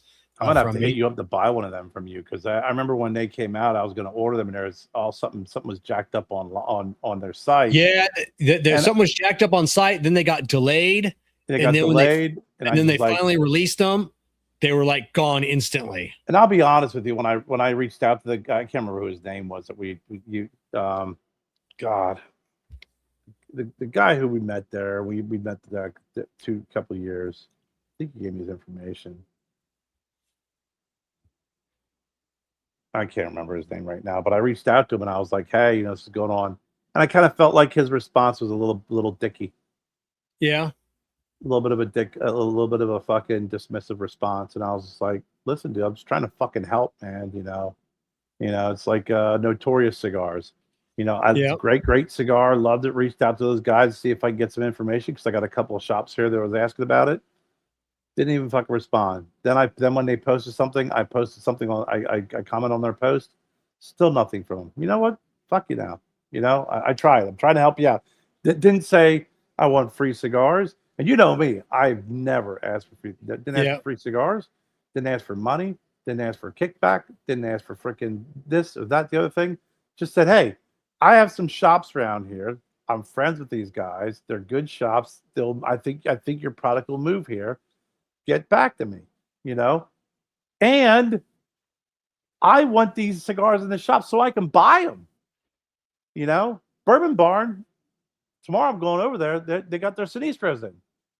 Oh, right on. I talked to the girl on Saturday. She said they're going to put them in the humidor today. So you try and help folks out like that. So I was like, you know what? You're gonna give me a dick response. That's it. I'll move on. Not my problem. This gentleman said, I really liked Buffalo Trace cigars. I'll tell you what. So this is going back. They're good. 3 years ago. I was in a Secret Santa cigar gift exchange, and someone sent me. It was like a 5-pack of Buffalo Trace cigars, and it was in like a really nice case. It came with a tumbler. Jessica still uses the tumbler every day. It's her favorite tumbler. Really? Stainless tumbler. 5-pack of cigars, maybe a cutter and a lighter. I can't remember, but I go, what cheap bastard sent me some Buffalo Trace cigars, so I'm like, okay, so I've got to smoke one and post a picture, so I got to smoke this Dog Rocket. That was 3 years ago. I have probably smoked 150 Buffalo Trace cigars. Yeah. Since then. It is people will chime in on these Facebook groups. They'll ask about Buffalo Trace cigars. People will just lambast, oh, garbage, cheap cigars. I chime in. I love that cigar. They're great. I smoke that cigar all the time. Then it's just like, I don't want to say like I'm like, it's like Steve Saka chiming in like, you guys are actually wrong, and that is a fantastic cigar. And people are like, son of a bitch, Yeah. But yeah, it's an inexpensive cigar, but it is, and it's not just good for the price. It's a good cigar. It's a good cigar, and it's a good thing, and it's well constructed too. Yeah, it's a well constructed, great flavor, great price. Like you said, I smoked a shit ton of them, and have always enjoyed it. And always, whenever I buy them, I'm always kind of like, I can't believe. Like I always feel like I'm ripping off the shop when I smoke that cigar. Yeah.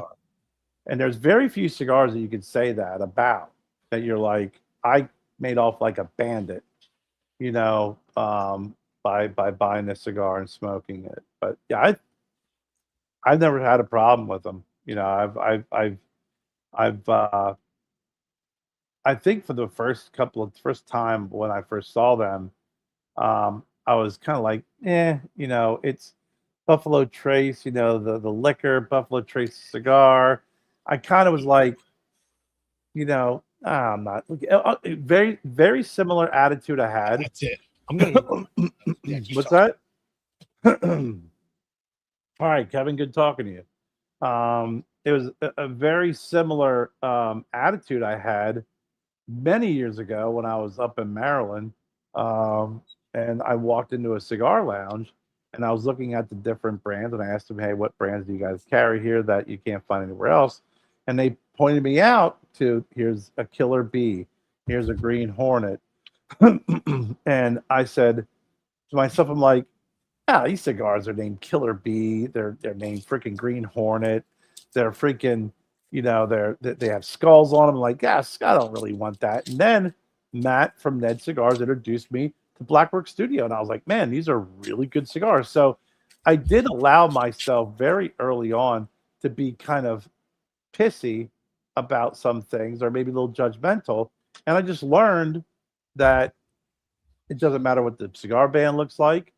It doesn't matter what the cellophane freaking is super big on or what have you. You know, I'll try the cigar and I'll give it a try. And man, a lot of times, you know, I'm always surprised on how good the cigar is. So here's that the box for the Buffalo Trace. Now this is like, these straps are like raised, and this actually has a wood grain texture to it. Beautiful display. Yeah. And then let me pull out. Okay, so the coin's not going to come out. So if I and then you get 1, 2, 3, an ashtray in there 6, too, 7, 8, 9, 10. No. So you coin? get 10 cigars, and then the coin. So the coin is a cigar rest. Oh. But this is copper, and this probably weighs almost a pound of copper. And it is beautiful. I just looked, I had 4 of these. I think I'm going to keep one. And That's pretty cool, man.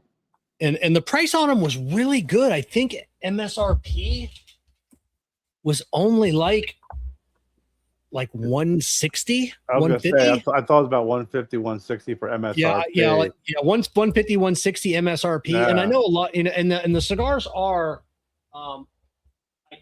I can't remember. They have a gold band on them, so I think they're they're obviously a little bit more high end than the standard Buffalo Trace cigar.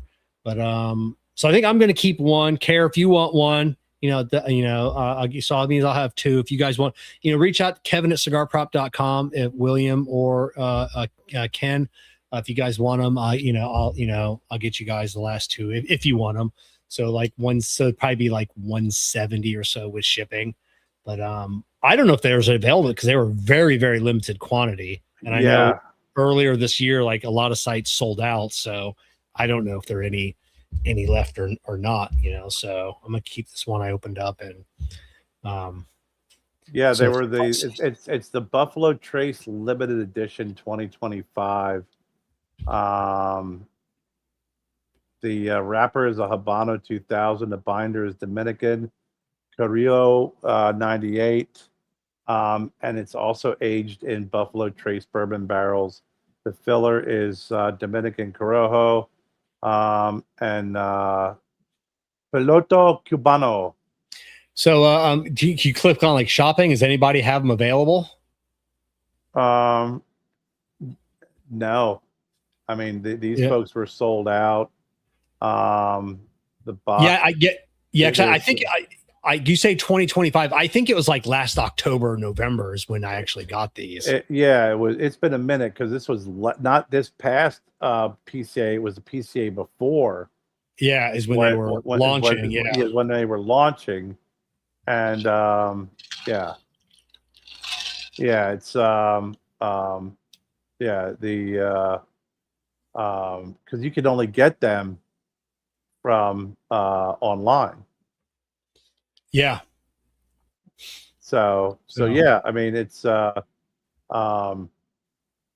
pretty interesting.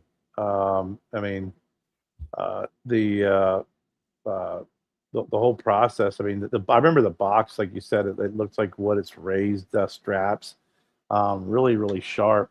I'm gonna take the lid off mine and then mount the lid onto the wall. Yeah, it's definitely a freaking collector's. That's really beautiful.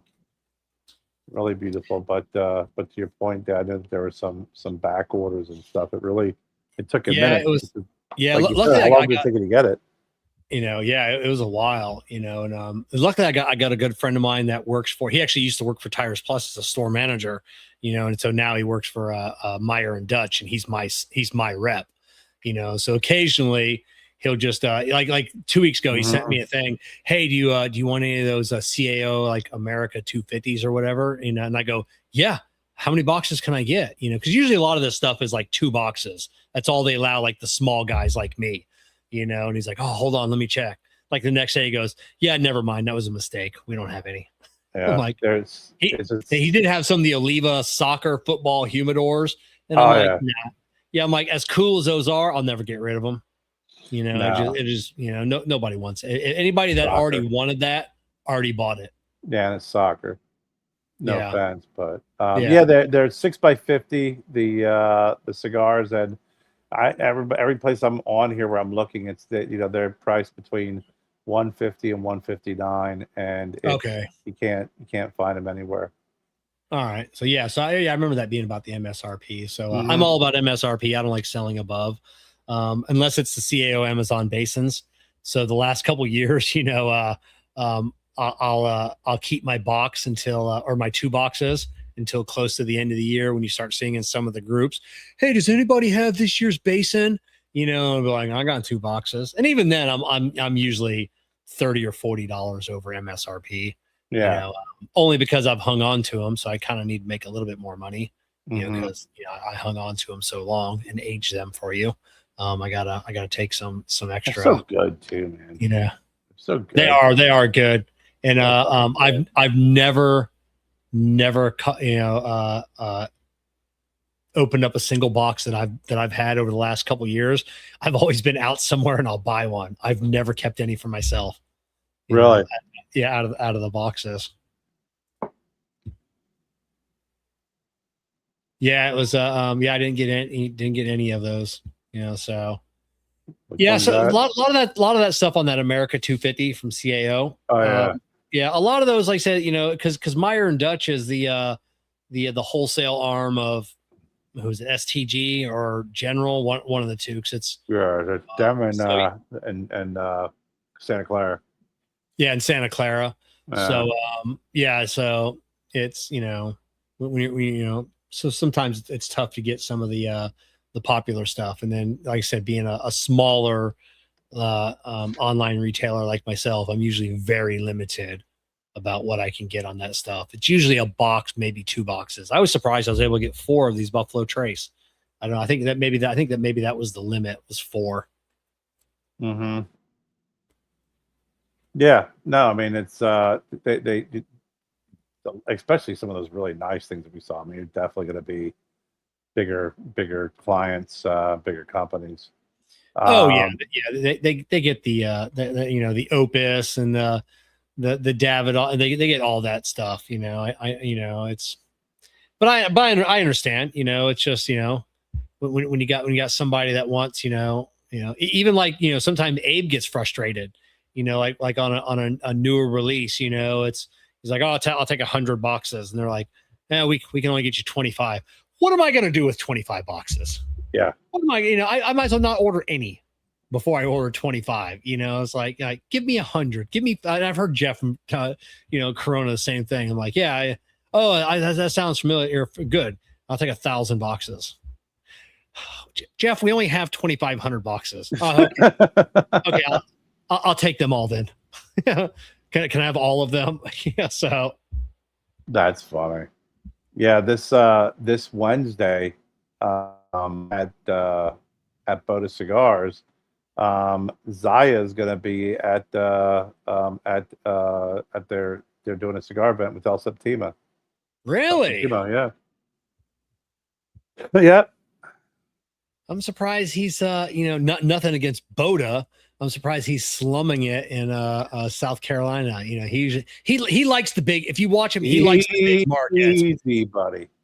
I'm sure he likes the Miami, the Orlando, the LA, the New York, Chicago. He's a big market. You ain't slumming it down here. Boda's, you got to remember too, Boda Cigars, they've been around for what, 40 years? Yeah. They are probably one of the well-known for their pipe selection and their pipe tobaccos and their blends. But yeah, they've been around for a while. They got a real decent humidor, and yeah, Wednesday from 4 to 9. Right on. You gonna go? Yeah, I know. Zai's a great guy to talk to. No matter what you think of his cigars, you cannot question his passion for the cigar industry. He loves cigars. So yeah, you talked about him and shared some of your experiences, and from what you've said, I could understand that. and I could see, I get, from what you said, I get it. I just have never been a real big fan, Yeah. of his stuff. I've tried.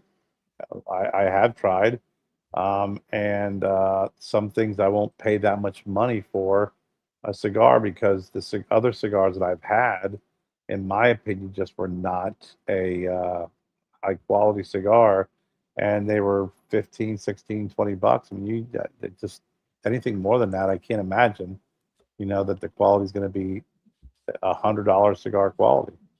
Yeah.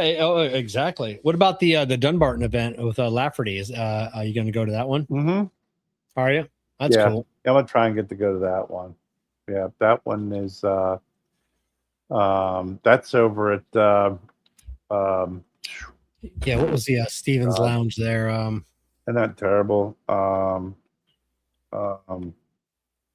I can't believe this has been like my last couple of weeks, like the freaking Cameroon. Like the Cameroon. simplest of things, just I cannot freaking I can't freaking put my finger on it. I've stumbled with it.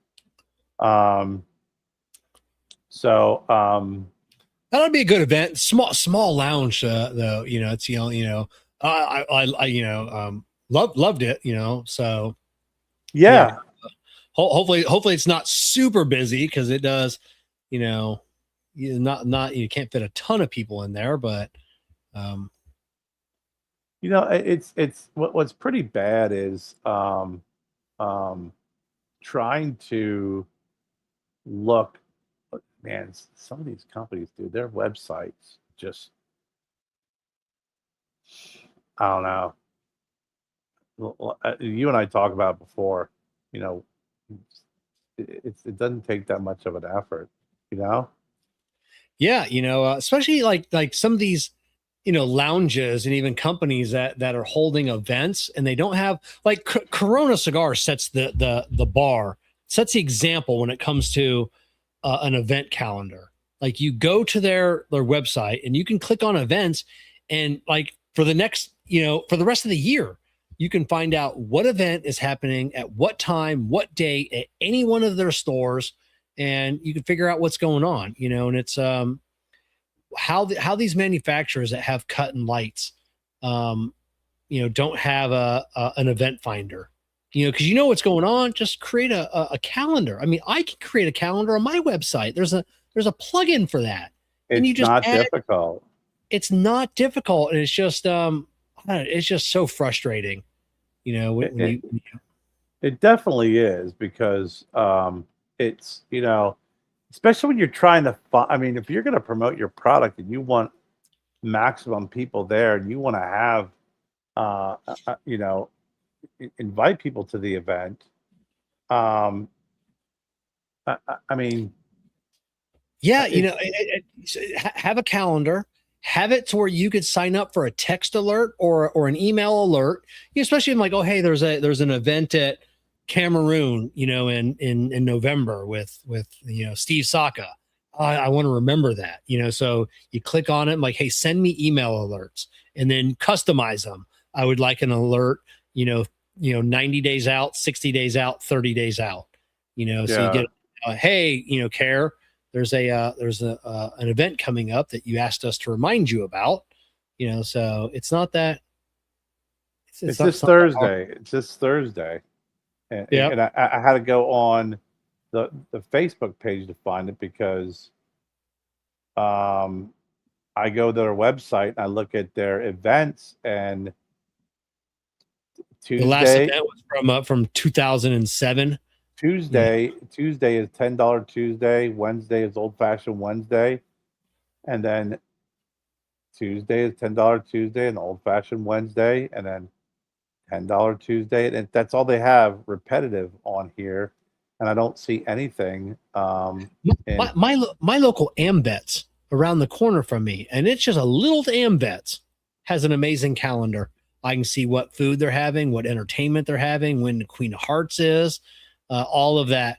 and they're an AMVETS run by a bunch of old people, so there's some old guy that's figured out, like there's probably a calendar on the website, and they're like, don't touch anything, just put in the new stuff, and it's just, yeah. There's a full brand list button on their site, and you press it, and it doesn't active, doesn't go anywhere.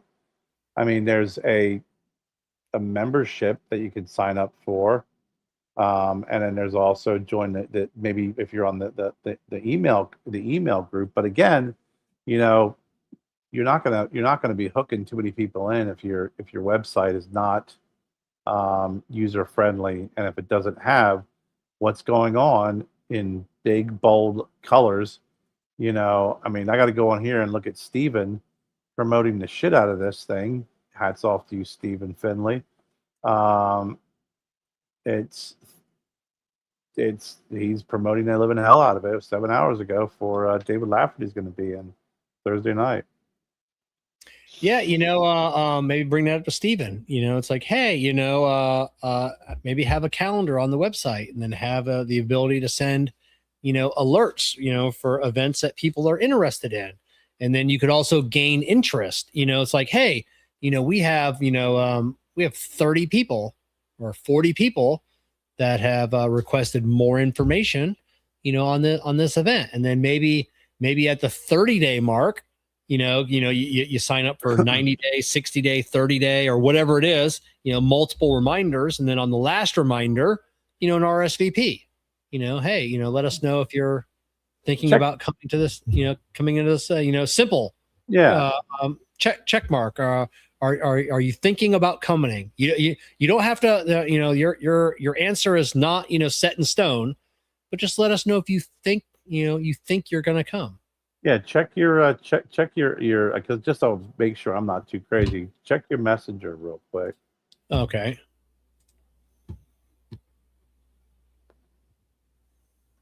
So, yeah, I mean it's a nice basic website. You can definitely tell it was plug and play. Which there's nothing wrong with that. But yeah, if you click on any of the cigars, or virtual humidor or anything else, you can't. There's nothing. Doesn't go anywhere. Yeah. There's nothing. Full list, nothing. Yeah, I like it. Can bring my own cigars. Sure, this is one of the areas where when our guests bring their own cigars, it often leads to good conversations, which is good because, like I said, they have a full bar. So when you have a full bar, you're not making money on cigars anyways. All your money's on liquor. So who cares if someone brings their own cigar? Because it's 3 hours of smoke, 2 to 3 hours smoking a cigar. You're at best, at minimum, you're going to order 2 drinks. Yeah. I mean, what they've done with their bar since I've lived here, and I've been going there now for 15 years, what have you. It's amazing on how they've expanded that bar. It's amazing how they redid their humidor, because now they have the big glass door you can see in the humidor. Before it was a side door. Their lounge is still the same, but it's brick walls, it's high ceilings, it's very very historical. It's a great lounge. It's very high ceilings, and their ventilation system, it allows for the smoke to move. It's a fantastic lounge. It's a fantastic location, and it's you see a website like that, you're like, come on, guys. Yeah, it was even on their events, they did have a Octomore, right, which I'm assuming that was supposed to be October. I don't know. Yeah, so yeah, very very basic plug and play website, which, like I said, there's nothing wrong with that at all. Yeah, I mean, if you want a landing page with some information about your cigar lounge membership, get people driving to the site to get on an email list. If you're on top of things, that's great, but and especially like in an area like where that one is at, it's in a great area, I would have a things to do near our lounge. Hey, if you're stopping in, we have a great cafes around the area. You can eat at so and so, and then just have it a clickable link. maybe a picture of like, because a beautiful street that they're on. Oh my like God. the whole area. The way they redid that whole area, they use brick for all the roads. There's great eateries, coffee shops, there's antique stores, there's great restaurants. I mean, everything is, the toughest part always about that areas like that is the parking. It always sucks, but that whole downtown area, Greer, where they're located, is just beautiful, and they really did it up nicely. And then where do you park? So like, I've been on websites like, hey, for parking, you're going to want to go down the street, make a left on so-and-so street, and then there's a big public parking lot right there. If you can't find parking in front of the in front of the shop, so I don't know. It's just websites are just me. That's my biggest pet peeve when it comes to small businesses, is that it doesn't take much in today's world of I just built a website for my 3D print business. It was a GoDaddy. I signed up, and then I had my AI agent Ash, give me a very long, detailed prompt, which I put into GoDaddy's AI builder. It asked me a couple of questions, and then within 5 minutes, spit out a completely done website. That is beautiful. I haven't changed anything yet. I got to go there and make some updates. I need some time to do that. Right.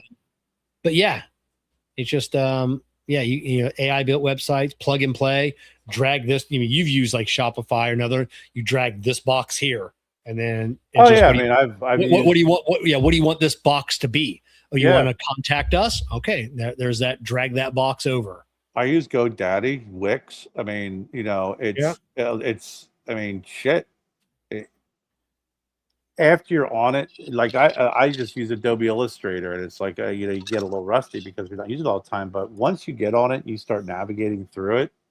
Especially building a website, man. It's very similar to the way we talk about streaming. Streaming a show like this is so easy now. 10 years ago, it was not. You either had to do, record it, upload it to YouTube. If you did that, if you did a live show, Facebook Live, whatever you wanted to get a platform that you could actually, go through. It was a pain in the ass. Yeah. And same thing with building a website. Now, anybody can build. Shit. It's not very hard, and you just spend a little bit of time on it. Spend a couple hours on it, you'll get a nice website, nice interactive website, and frickin' you'll have AI telling you what to do half the time. Yeah, especially like I said with AI now. Like I said, it's which I was just going to build mine from a drag and drop, but then when I bought the domain and they're like, oh, do you want to do the AI builder? I'm like, let's see what that's about. Yeah, it's just like, God damn. Yeah, man, it's good. pretty impressive. I'll just mess around with something like that, very similar. I did something similar that you did. I went through my AI and got some prompts, plugged it in, and I was like, oh, okay. And then I was like, I need some pictures. I want some specific pictures. Went into my AI, boom, popped out my pictures, boom, click and drag, put them in there. Again, like you said, I got some cleaning up to do, but I spent maybe 2-3 hours on it. And I'm like, you know what? My 2 or 3 hour website looks pretty fucking good. Yeah. So why, it's not, it doesn't take that much. It really doesn't, and when you have AI available to you, and then most of these companies have AI integrated with it. You'd almost have to fuck up on purpose. Exactly. And I know some of the trepidation between some like brand owners and some businesses is like, oh, I'm too old to learn that, and then I hear well, if I have one of the like the younger employees build it and they leave, I won't know how to fix it, or something like that. And it's just like, is there another excuse you'd like? I mean, you just keep spitting out these excuses. Go to GoDaddy then. Because if you have a problem, I don't know if Shopify, Wix, all that. I've dealt with. I don't have a GoDaddy website anymore, but I have a custom WordPress site. But whenever I was having an issue, I would just call. Like they're based out of Arizona. And like I would just call somebody and be like, hey, I have this issue, which I still call them every now and then because I still have some products with them. And you talk to a live person here in America, and they just they're like, yeah, we can fix that for you while you're on the phone, and then you just tell them what you want fixed and they fix it. And it's done. Hey, I need to make this bigger. I need to move this around. All right, that's it. We're done. Yeah. Have a nice day. That's it. So no, it isn't that difficult. It really isn't.